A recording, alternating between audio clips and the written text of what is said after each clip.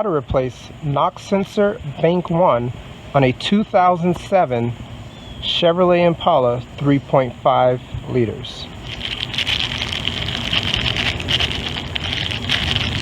Original AC Delco knock sensor. Alright, first thing that we're going to do is we're going to remove the tire. But before we remove the tire, we're going to jack the car up.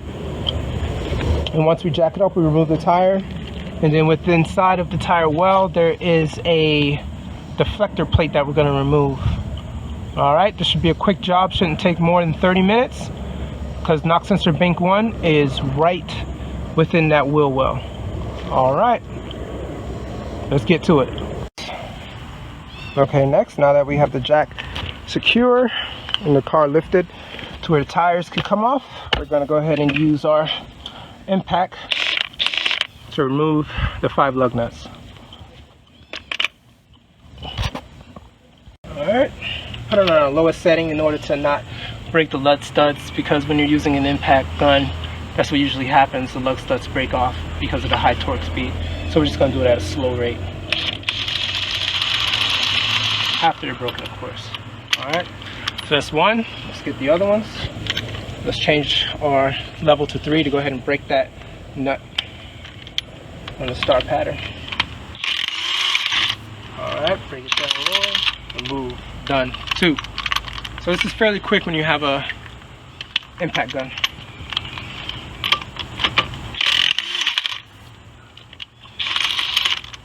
Alright.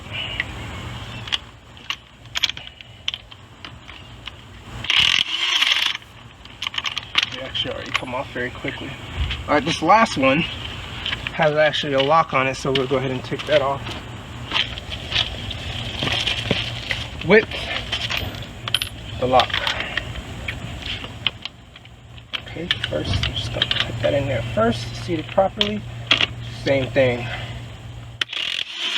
Done. Alright, smooth and clean. No issues, no flakes of metal that would state that your lug stud is about to break off.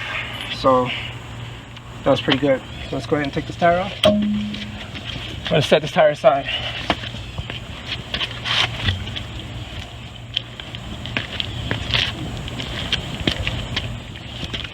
Alright, so if we take a look in here, go ahead and zoom in there real quick, we'll see that for this particular car, the deflector shield that is supposed to be there is not there.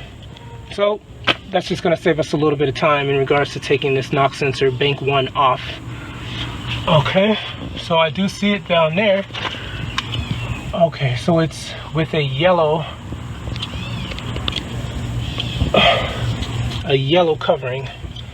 So first, let's go ahead and get a flashlight so we can show you.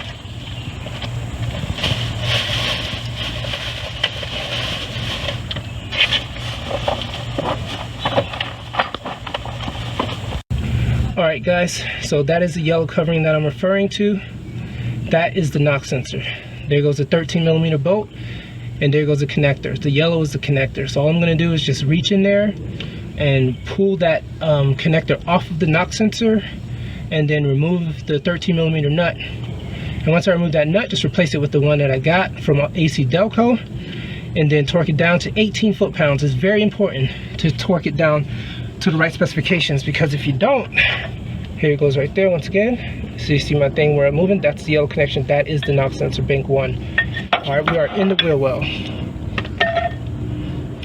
Okay, so this is the wheel well for the right side of the tire. So it's very important to torque it down to 18 foot-pounds. If you don't, then that can cause it to think that there's more vibrations in the car than it needs to be, and that's where it will come up as a code that says that the knock sensor is bad. So before we do this, we're going to go into the car and make sure that the brake is on, and then after that we'll go ahead and remove it. Okay. Alright guys, I decided to leave the yellow connection on because it's a little bit of a struggle when it comes to pulling it off. So I'll just go ahead and remove the bolt for the knock sensor right here first. This is it. This is the bolt. I went ahead and took it off. So that's it once again, the yellow portion. I'm just going to remove it, the knock sensor altogether, then pull it off. This should be easier because it gives me a little bit more pull once you take the knock sensor off. Let's go ahead and remove that. 13 millimeters once again. This isn't a very hard job. Okay, good thing with the package of the AC Delco new knock sensor is that it comes with a new lug bolt. There it goes. This is it. I'm going to go ahead and remove that. Got more space. And then I'll press in right here. And then once you do that, it should come off. Alright, let's try to do that. One hand, two hands. Just a little bit of a... Let's go ahead and pause it in. First, just push it and pull out. I'll pause it. Okay, this is how it looks when it's out. Alright, this is the old one. Getting ready to install the new one. This is the old one. Time to go, old knock sensor. Alright, inspect the cord. Make sure everything looks good. Make sure it's not frayed, the wires in any way. We should be good to go. Alright, it looks okay. Okay, got the new knock sensor installed. Now let's just go ahead and finger tighten it first. Here goes the yellow portion once again. Let's go ahead and finger tighten it. Once again, 18 foot-pounds is where we're going to set that. Finger tighten it all the way down. Make sure there's no movement. Once again, here it goes.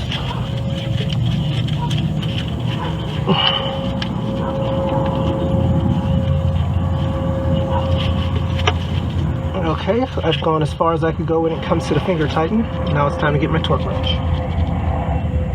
Okay, I have the torque wrench here. Currently it's at its lowest setting at 0. Gonna go ahead and move it up to foot-pounds and bring it to 18. Okay, so we're at 10. 15.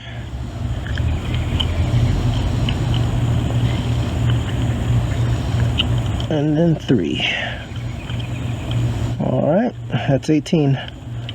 Alright, let's go ahead and lock it down. 18.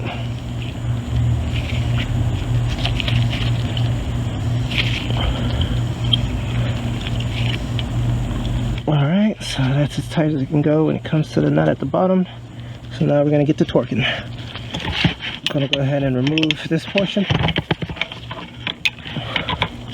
This is 13 millimeters. Alright, time to torque. And okay, we are done. As you can see, the yellow connector, that is the new knock sensor.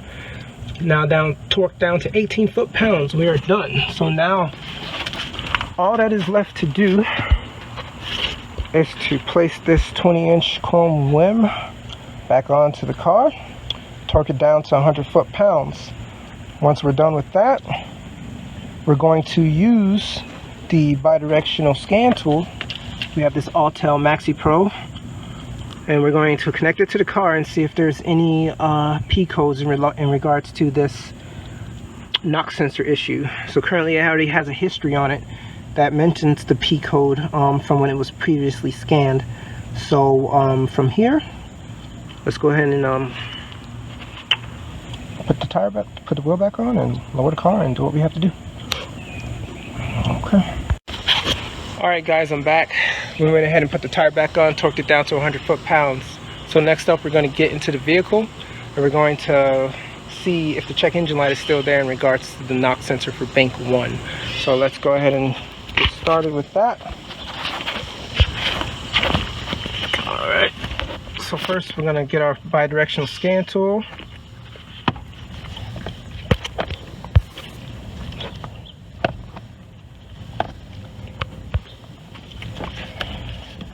Which is connected via Bluetooth.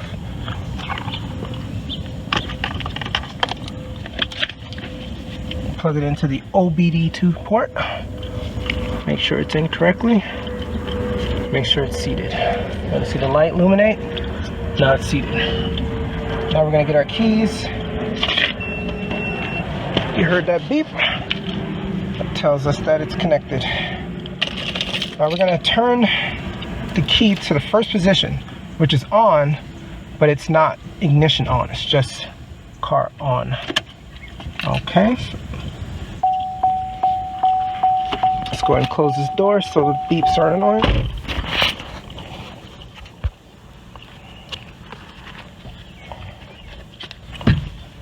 Okay. Alright guys, I went ahead and cleared some previous codes that were in the history from before from other issues. So now the only thing that's remaining is the engine control module. This is where the NOx sensor would have its code stored. So being that that's the only one that we're looking for and everything else is cleared, and this means that this is what's pretty much showing for the check engine light. We'll go ahead and read the codes now. Keep in mind I have not started the engine yet, so most likely the codes will still be there. And then after I start the engine, hopefully it'll go away. And if the code is still there, most likely it may have to go through a couple of drive cycles to free itself up from whatever issues it had before. And if the codes are still there after that, then most likely it will be an issue with the wires going to the ground or any other issues in regards to the wires. That's not the NOx sensor. So we'll see. Let's go ahead and look for the ACM codes. Okay. Trouble codes, read codes.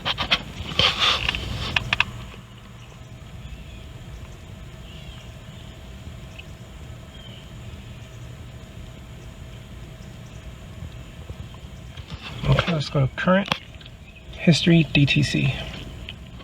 Alright, so here we go. Here are the codes that were on prior to me connecting the new NOx sensor. We have a P0325, which is the NOx sensor circuit bank 1, P0326, NOx sensor performance, P0327, NOx sensor circuit low voltage bank 1. And as you can see, it says last test not run, disignition not run, so nothing has been done yet. And P0328, which is the NOx sensor circuit high voltage bank 1. Alright, so what we're going to do is we're just going to escape, go back to the beginning. I'm not going to erase it. I want to see if the computer erases itself once we start it. Okay. Faults are still there. Alright, let's go ahead and get the key and start the car.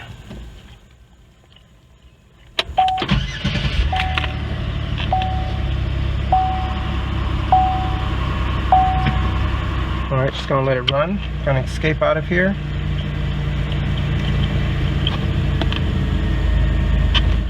Alright, so at this time, I do not see a check engine light. Alright. So just going to let it run for another minute.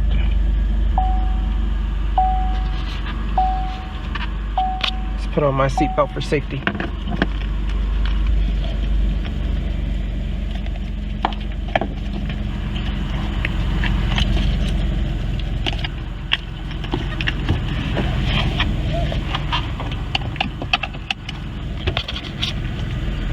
Alright, that should be enough for running. Just go ahead and turn the car off. But engine, not the engine, but the car's still on in regards to the key. Alright, let's go ahead and do another auto scan.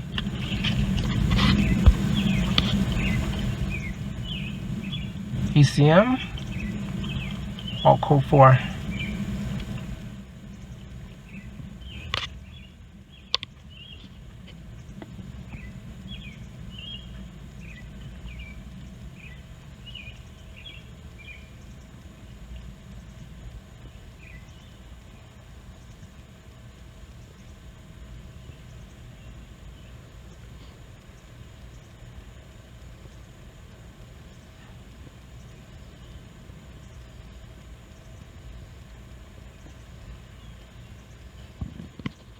Okay, let's go back into the ECM.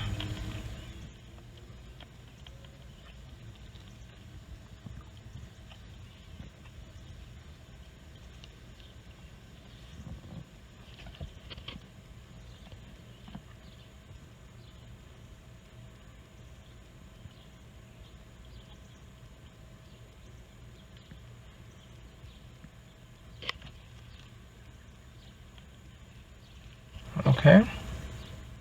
So it says not run. So what we're going to do is we're going to go ahead and clear it.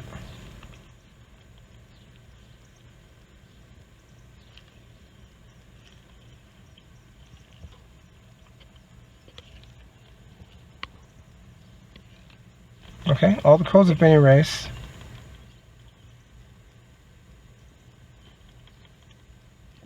So it's reading the codes. No codes, it passed, no fault. Alright. So what we're going to do is turn the car on one more time, let it run.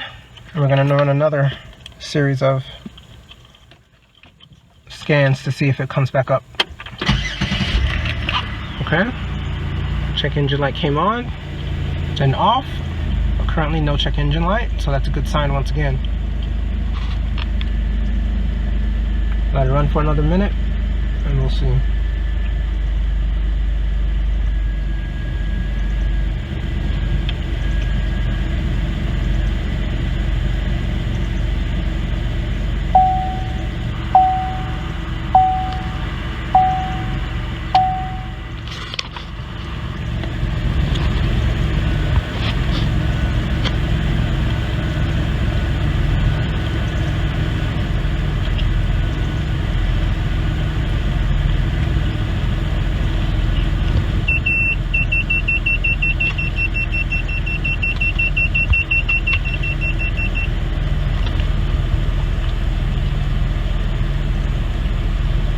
Okay, that should be long enough.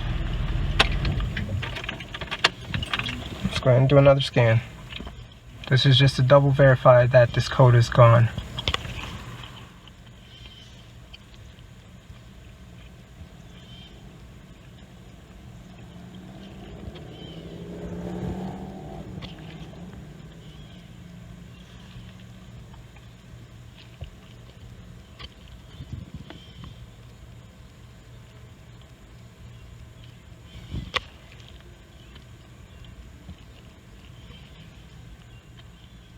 Diagnosis, auto scan. Let's see. ECM. Pass, no faults. Okay, so that means we're good.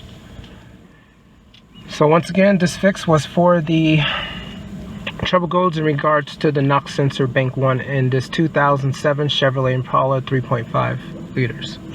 Alright, thank you guys for tuning in. Like, share, subscribe. Comment below. Have a nice day.